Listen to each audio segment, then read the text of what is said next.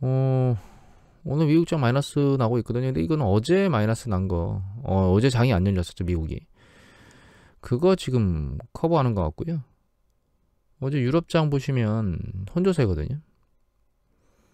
순환고리, 하락의 순환고리가 어제 유럽부터 끊어졌습니다. 이거는 순환고리를 다시 마이너스로 살리는 거야. 이렇게 생각하시지 말고 하루가 안 열렸기 때문에 그 안 열린 거 감안해서 움직이는 거다. 이렇게 생각하시면 될 것 같아요. 원자재 시장 놓고 보면 원자재 지난 일주일간 움직임이거든요.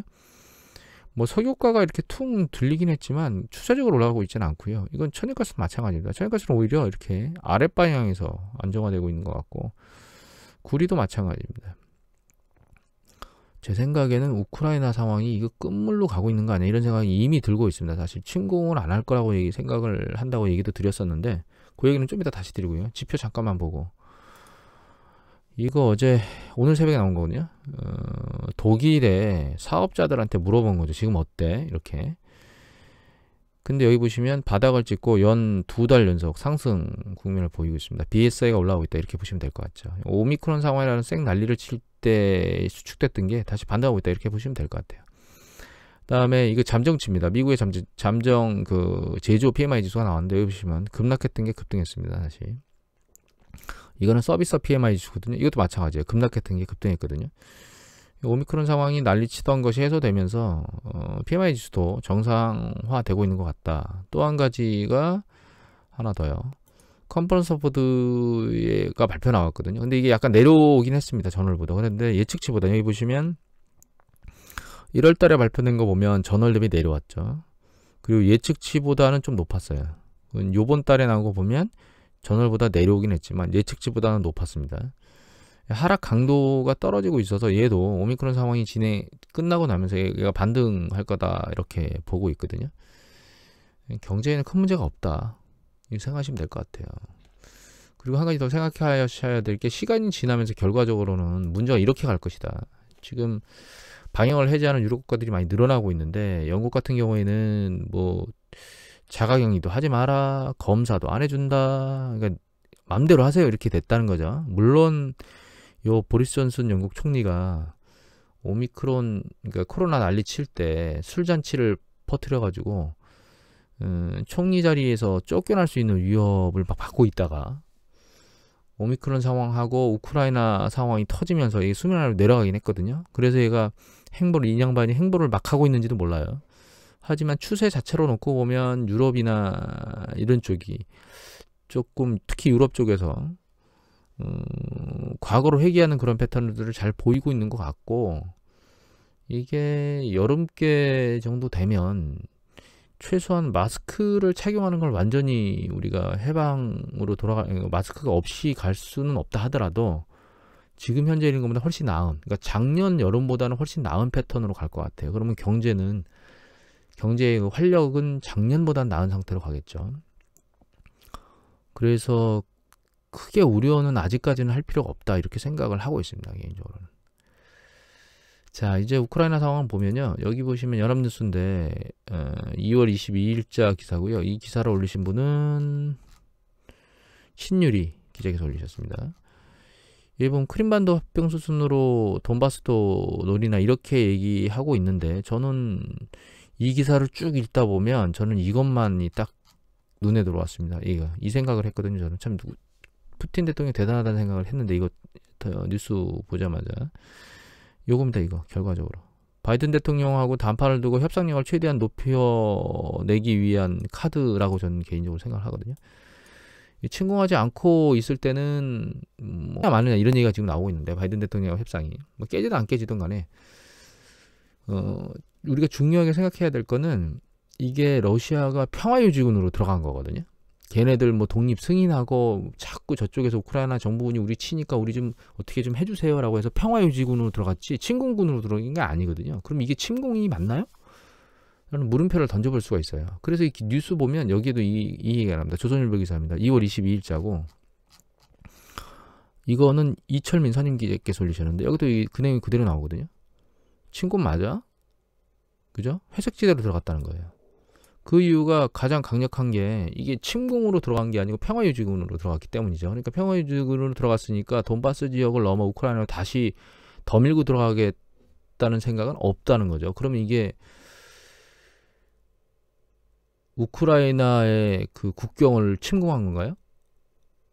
러시아 입장에서는 아니다 이거죠. 독립을 주장하는 쪽에서 전쟁이 자꾸 저쪽에서 밀고 들어오니까 우리 좀 봐달라고 해서 우리는 그냥 그거 해주려고 들어갔다 이렇게 얘기를 하게 되면 할 말이 없다는 거죠. 그래서 제재도 아직까지는 러시아는 아니고 돈바스 지역만 하고 있는 그런 형태로 가고 있는 거죠. 이런 얘기가 뉴스보도에 가끔 봤었는데 그 푸틴의 생각은 아무도 모른다. 푸틴 자신도 모른다. 이런 얘기가 나오는 것들을 본 적이 있거든요. 대단한 사람인 것 같습니다. 그런데 이런 사람이 자기가 제재받을 걸 뻔히 알고 그것도 대규모로 자기뿐만 아니라 러시아 국가에 영향을 미친 제재를 받을 걸 알고 있으면서 우크라이나를 점령한다고 해서 자기가 얻어지는 게 없음. 이미 말씀드렸지만 나토하고 경계면을 대기가 싫은데 국경면을 우크라이나를 점령하게 되면 바로 국경면을 대게 되죠. 그런 행위를 하겠느냐? 저는 안 할 거라고 생각합니다. 그러니까 지금 침공했다고 제 생각이 틀렸다고 생각하실 수도 있는데 이거는 침공이 아니거든요. 그래서 추가적인 액션은 없을 것 같아서 끝날 것 같다 이런 생각을 하고 있습니다. 지금 개인적으로 마무리 수준 단계에 간 게 아닌가. 그리고 골드만삭스가 여기 보시면 우크라이나 최악의 상황이 되면 S&P 500 지수 S&P 6% 급락한다 그랬거든요. 6% 급락한들 얼마나 큰일이 터지겠습니까? 그 다음에 유가가 10%, 13% 만약 급등한들 무슨 일이 터지겠습니까? 지금 여러분들 석유 가격 뭐 우리가 2,000원 넘어서도 냈었잖아요. 그렇게도 잘 살고 경제 잘 돌아갔거든요. 그러니까 이렇게 생각하시면 됩니다. 이게 일단 우크라이나와의 전면전이 일어나지도 않을 것이며 혹시 그런 일이 터진다고 하더라도 이 상황이 최악으로 가도 큰 일이 터지지 않을 것이다. 주식시장의 일시적인 영향이다. 이렇게 생각하시면 된다고 보고 있습니다. 그리고 러시아 입장에서 이런 행위를 할 수 있는 이유는 이거라고 보시면 될 것 같아요. 이게 러시아의 그 대외부채 총액하고 외환보유액 총액이거든요. 그래서 이 대외부채 총액은 이 왼쪽이고요. 외환보유고 총액이 오른쪽인데 여기 숫자 보면 얘는 6자리고 얘는 3자리잖아요. 근데 이건 밀리언이고 이건 빌리언이에요. 그래서 똑같이 끝에 자리만 맞추시면 되거든요. 그래서 지금 그 외환보유액이 6이 넘어요. 그러니까 한 6.2 이렇게 생각하시면 됩니다. 이쪽이 6이죠. 근데 이 대외부채는 이게 한 4.7인가 8 정도 됩니다. 그러니까 외환보유액이 이만큼의 여력이 있어요. 아직 대외부채 대비. 그래서 일정 수준의 제재도 일정 부분은 견딜 수 있는 상황이기 때문에 러시아가 이렇게 할 수 있습니다. 물론 러시아가 해외로부터 받을 수 있는 그 부채도 있죠. 다만 스위프트를 막아버리면 자금을 이체할 수가 없으니까 외환이 말라버리게 될 거예요. 그래서 러시아 입장에서도 무한정 할 수 있는 상황은 아니에요. 일정 부분 외환보유액을 들고 있기 때문에 일정 부분은 제재를 받아도 일정 수준의 제재를 받아 버틸 수 있기 때문에 작업을 하는 거고, 다만 무한정 하게 되면 예전에 여러분들 98년도에 러시아가 모라토리엄을 선언했었죠. 그런 상황이 발생할 거라고 얘기할 수가 없는 상황이거든요. 그래서 무한정 할 수는 없을 겁니다. 그래서 아직은 뭐 러시아가 견딜만 하고, 그래서 일정 부분 팽팽한 수준은 한동안 갈 수도 있겠다. 그래서 이미 말씀드렸듯이 이거 하고 연준이 말하는 연준의 긴축 속도 그거하고 맞물려서 세차게 내려가야만 아랫방향으로 우리가 이제 생각하고 있는 최악의 상황까지도 밀려 내려갈 수 있을 것 같은데, 그 상황은 끝나가고 있는 게 아닌가라는 생각을 지금 하고 있습니다. 다만 우리가 이제 지금 또 다른 거를 좀 보면, 이게 중국의 수출 전년 동기 대비 증감률이고요. 이거는 수입이거든요. 전 세계에서 그 무역 관련된 지표를 가장 속보로 내는 데가 두 군데인데, 그 중국하고 우리나라가 속보가 가장 빨리 나옵니다. 근데 중국은 2월 달에 발표가 없거든요. 1월 달 발표이기 때문에. 그래서 여기 보면 1월 13일 날 나온 발표인데 전년 동기 대비 증감률이 한 20% 됩니다. 이거 수출이고 이거 수입이거든요. 수입도 20%대에 있기 때문에 전 세계 무역 지표가 그렇게 나쁜 건 아니에요. 그리고 최근 이게 우리나라 나온 거거든요. 우리나라가 아직 발표 안 나왔고, 여기 보시면 2월 14일 날 일단 발표치가 하나 나왔는데 15 정도 나왔습니다. 그리고 요거는 수입인데, 요거는 상당히 그러니까 추세로 놓고 보면 급감하진 않았어요. 전년 동기 대비. 여기는 조금 수출은 약간 하락 강도가 세긴 한데, 그래서 크게 영향이 있다라고 아직 글로벌 무역 움직임이 그렇게 볼 수는 없어요. 그래서 글로벌 경제를 너무 심각하게 생각할 필요는 없습니다. 그리고 향후에도 그렇게 되겠느냐? 오미크론 상황이 해소되게 되면 그런 부분이 사라질 거라는 생각을 잘 하셔야 됩니다.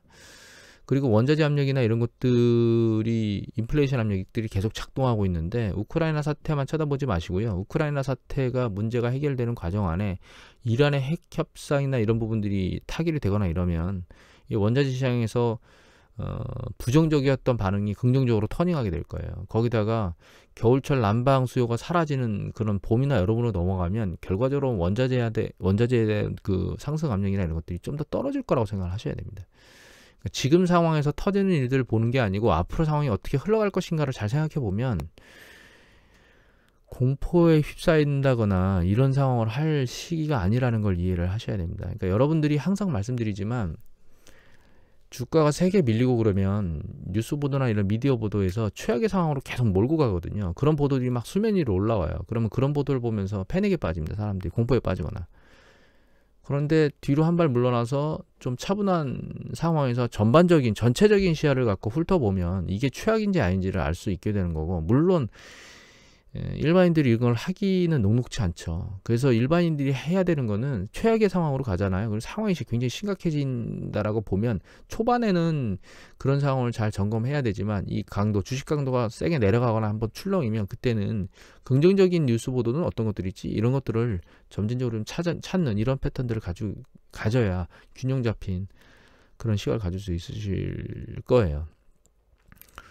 그리고 이제 항상 우려의 말씀을 드리지만 제가 보고 있는 향후의 문제가 주택시장하고 그다음에 그 하이힐드 시장에서 터질 거라고 생각을 하고 있거든요. 일단 하이힐드 먼저 보면 이게 2월 17일자 S&P 글로벌 기사인데 여기 보시면 뭐 일단 이 기사 자체로는 그 투기등록성 채권이 파산 디폴트가 날 가능성이 2022년도에 한 3%까지 올라갈 거다 이런 예측입니다. 여기 데이터고요. 이게 지금 요 밑에 단에 있으니까 3%는 아니죠. 지금 여기거든요. 디폴트가. 이보단 낮은데 가장 긍정적이면 한 2.75 정도 디폴트 날 거고 평균 한 3% 정도 이게 들릴 거라는 뜻이죠. 반대로 올라가서. 그 다음에 최악의 경우 6%까지 올라갈 거라고 이거 보고 있는 건데 그럼 과거 경기가 정점에서 수축 국면으로 올라가는 과정으로 보일 수도 있다. 수축에 진입했다기보다는 수축 국면으로 올라가는 과정으로 보일 수도 있다. 이렇게 예측은 할 수 있고요. 다만 이제 지금 우려가 되는 건 당장 이런 게 올해 터질 것이다라고 생각은 안 하고 있는데 지금 우려하는 건 이 부분인데요. 이게 이제 투기등록성 채권의 투자 비중이라고 보시면 돼요. 근데 여기 보시면 이게 WB 이하 이쪽이죠. 요겁니다. 파란 거. 이게 트리플 C 이하 모든 거. 여기거든요. 이거 두 개 합하면 한 40%가 좀 넘어요. 한 40% 초반 정도 되는데 이거는 이쪽 발행 물량입니다. 이 선 차트는 오른쪽이 퍼센테이거든요. 우리가 신용등급 할 때 여기 보시면 투기등급성 채권이 여기부터거든요. 이 WB 플러스 이하거든요. 근데 여기서 보는 이 차트는 여기 B 마이너 이하잖아요. 다 합하면 여기 CCC까지니까. 그럼 여기 이 중에서 우리가 여기를 보는 거거든요. 이 영역을 요 영역을 보는 건데 이 위에도 투기등급성 채권들이 상당히 있죠. 그레이드가. 근데 이 영역 밑단에 있는 영역들이 거의 40% 넘게 보시면 40% 넘는 수준까지 있다는 얘기는 그만큼 부도날 확률이 높은 영역에 있는 그 투기등급성 채권 발행이 많이 됐다는 뜻입니다. 근데 이게 좀 빠른 속도로 진행이 돼가지고 문제를 야기하면 예전에 글로벌 금융위기 때 CDO가 문제를 야기했었죠. 지금 CDO 발행 물량이나 이런 것들이 어느 정도로 돼 있는지 이런 것들을 지금 확인할 수가 없어요, 제가. 그래서 이제 지금 현재 이거는 확실하거든요. 가장 낮은 수준까지 하이힐드 채권의 수익률이 내려와 있는 건 맞아요. 그러니까 거꾸로 말하면 하이힐드 채권이 상당히 높은 가격에 거래되고 있는 건 맞습니다, 현재. 근데 그게 이제 어느 순간에 방향을 터닝하게 되면 급격하게 가격이 폭락할 수 있는 그런 가능성을 가지고 있다. 그래서 하이힐드 채권 모니터를 계속 해야 된다고 보고 있고, 두 번째가 이제 주택 가격인데 이거는 어드바이저 퍼스펙티브 데이터거든요. 그래서 이제 미국 주택 이게 연방 주택 회사 감독청인가 그럴 겁니다. 아마 FHFA 여기인데 여기 보시면 이거 왜 이러냐? 갑자기 색깔이 이거거든요. 이 주택 가격이 오른 정도가 강도가 장난이 아닙니다. 이게 2006년도 이게 차트상으로 약간씩 다른데 케이스 실러지수 같은 경우는 2006년도 중반부터 하락하기 시작했거든요. 주택 가격이. 이거는 명목 가격이고 이게 실질 가격입니다. 잘 보시면 정점을 치고 나서 내려온 뒤에 올라가는 강도가 최근에 코로나 팬데믹 이후에 강도가 급격히 높아졌어요. 커브가. 그리고 상당히 많이 올랐다는 걸 우리가 알 수가 있습니다. 90년대 위에 올라온 거의 강도보다 더 세게 올라간 거 아닌가 이런 느낌이 들 정도로. 근데 조금씩 정점 언저리의 부근에 있는 거 아니야? 라고 하는 그런 조짐이 보이거든요. 다만 이 미국 시장이 주택시장의 정점이 잡히는 거는 우리나라보다 속도가 느릴 겁니다. 왜냐하면 우리나라는 강제적으로 막 그 정책을 행하는데 미국은 그런 패턴을 가지고 있지 않기 때문에. 그래서 두 가지 영역, 이 주택 영역하고 그 다음에 하이힐드, 이 두 가지 영역이 동시에 터질 수도 있고 두 개 중에 하나가 터질 수도 있는 그런 상황이 향후의 경기 수축을 만드는 이슈가 아닐까라고 생각을 하고 있습니다. 물론 IT 버블처럼 그 특정 산업에 대규모로 자금이 들어가서 붕괴되는 그런 패턴도 예측할 수는 있는데, 이건 이미 말씀드렸듯이 지금 현재 코로나 팬데믹 이후에 자금이 집행된 영역들은 주로 그린 에너지 쪽하고, 근데 그게 현재 나오고 있는, 그러니까 매출이나 생산이 나오고 있는, 이익이 나오고 있는 지역이거든요. 전기차라든가 혹은 풍력이라든가 이런 것들은 전부 현재 사용되고 있고 매출이 나오고 있고 이익이 나오고 있는 영역이에요. 그래서 그거 이외에 다른 투자 영역 같은 경우는 상대적으로 소규모 자금들이고 산업이 크지 않기 때문에 뭐 줌이라든가 이런 것들 마찬가지죠. 그래서 IT 버블 붕괴와 같은 그런 패턴은 거치지는 않을 거라고 보고 있습니다. 마지막으로 한 가지 말씀드리고 싶은 게 있는데, 이건 제가 자본시장에서 일을 하고 있고 그렇기 때문에 얘기를 하고 있는 거거든요. 얘기가 드리고 싶은 겁니다. 전 개인적으로는 요번에 대선이 끝나고 나면 이게 지금 수사를 해야 될 영역이 대장동 상황하고요, 양평의 개발 사업이 있죠. 그 다음에 김건희 씨의 주가 조작, 이 세 가지는 반드시 수사를 해야 된다고 생각하고 있습니다. 그래서 대선이 돼서 바로 당선이 됐던, 그리고 바로 당선이 된 가족이건 아니건 측근이건 간에 무조건 처벌을 받아야 예전에 있었던 이명박, 박근혜 씨의 그와 동등한 균형이 잡힌 그런 행동이라고 생각을 하고 있거든요. 다만 이 김건희 씨 주식 조작과 관련해서는 통정매매, 그 다음에 이전 거래, 그 다음에 계좌 이전까지 전부 다 나왔습니다. 이게 작전에서 하는 것들이거든요. 이게 처음에 KBS에서 계속 열심히 파고 있었는데 지금 KBS 보도는 여기 올라왔다 이미 사라졌고, 다른 쪽에서 지금 뒤에서 받아가지고 보도하는 형태인데, 통정매매는 쉽게 말씀드리면 서로 다른 사람들이 주식을 주고받는 거예요, 작전할 때. 그러니까 A라는 사람이 대규모 물량을 던지면 그때 B라는 사람이 그 물량을 받는 거거든요. 그때 물론 가격을 위로든 아래로든 조정을 합니다. 그게 통정매매입니다. 이전 거래는 뭐냐면 A라는 사람이 작전할 때 계좌를 굉장히 많이 써야 되니까 A라는 사람이 하나의 계좌를 가지고 하는 게 아니고 여러 개의 계좌를 가지고 할 수 있습니다. 그러면 자기 계좌에서 자기 계좌로 매매를 하는 거예요. 그리고 통정매매 같은 경우에는 지금 김건희 씨가 자기 모친하고 통정매매를 한 게 이미 나왔고, 뭐 이전 거래도 이미 나왔다고 얘기가 나왔고, 그다음에 주식 이전은 뭐냐면 A라는 증권사의 주식을 B라는 증권사에 자기 계좌로 넘기는 거예요. 근데 이게 매매를 해서 넘기는 게 아니고 증권사에서 그냥 증권사로 넘겨달라고 하면 넘겨주거든요. 아마 지금도 직접 가야 되나 그걸 잘 모르겠는데, 예전에 이제 수사를 해야 되는 이 기간에는 해당 본인이 계좌를 오픈한 점포에 가서 계좌를 넘겨달라고 신청을 해야만 넘겨줄 수 있었거든요.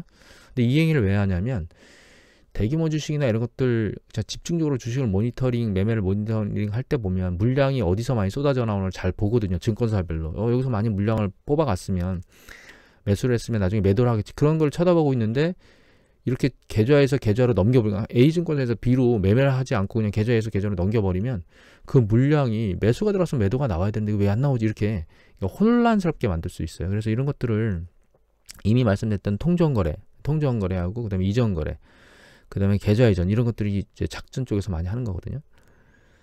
그런 행위가 이미 다 세 가지가 다 나왔다는 보도들이 계속 나오고 있기 때문에 주가 조작의 그 계좌들이 사용될 수 있을 가능성은 상당히 높은 수준입니다. 그걸 이 사람이 알고 있었다 모르고 있었다는 이제 차제의 문제고, 그건 수사의 영역이겠죠. 다만 1, 2차 거래에 모두 다 계좌를 대준 사람, 그 다음에 그 계좌가 뭐 동원된 계좌인가요? 사람 수가 뭐 90몇 명인가 90 몇 계좌가 정도 되는데 그 중에 한 상위 5위인가요? 그 정도 안에 들고, 그 다음에 거래 가격 규모도 거의 3위 안에 든다고 하면 상위에서 한 3위 정도 된다고 하는 보도들이 나오고 있는데, 그런 것들을 보면 이걸 모르고 했을까? 자기 어머니한테 계좌를 막 주고받고 하는데, 이런 생각이 들긴 합니다. 여하튼 실제로 수사 결과가 어떻게 나올지 모르겠지만 개인적으로는 누가 대통령이 되건 간에 반드시 좀 전에 말씀드렸던 대장동이라든가 주가 조작이라든가 아니면 양평동의 개발 사건이라든가 이런 것들을 반드시 수사를 해야 될 것 같습니다.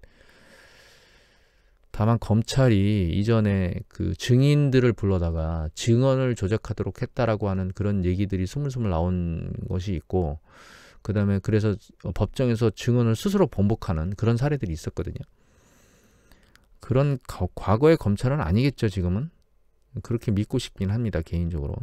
여하튼 마지막으로는 그냥 최근에 불붙고 있는 사건에 대해서 한번 제 개인적인 의견을 말씀드렸습니다. 그리고 여기 토당 김에 한 가지 더 달아볼까요? 제 밑에 댓글에다 이런 글을 달아놓으셨더라고요. 지난번에 정치적 얘기를 좀 하니까 자본주의에 대해서 그렇게 잘 아시는 분이 김어준을 봅니까? 이렇게 달아놓으셨는데, 자본주의에 대해서 잘 알기 때문에 김어준을 보는 겁니다. 왜냐하면 주식시장이나 이런 투자시장을 예측할 때 반드시 명심하고 정보를 접해야 되는 거는 그 정보가 올바른 정보인지를 알아야 되는 거예요. 근데 문제는 제가 김어준을 보는 이유는 김어준이 얘기하는 정치적 색채나 이런 걸 보기 위해서 그걸 듣는 게 아니에요. 그 정보가 사실을 보도하는 그런 것들은 듣는 겁니다. 그래서 여러분들한테 참고하라고 말씀드리고 싶은 거는, 예를 들면 국내 경제지에서는 국내 경제지표를 보면 안 돼요. 진보 지형에서 정권을 잡으면 국내 경제지는 국가 경제지표를 안 좋게 해석합니다. 근데 보수 지역에서 정권을 잡으면 국내 경제지표를 좋게 해석해요. 그래서 국내 경제지를 보면 안 됩니다. 그래서 국내 경제지는 국내 경제지가 아니고 그냥 경제지표를 발표하는 걔네들 걸 보고 스스로 분석을 하거나 분석할 능력이 없으면, 이미 제가 말씀드린 그런 분이 여기 최백은 교수 있다고 말씀드렸잖아요. 이분들이 해석해 주는 걸 들으시든지.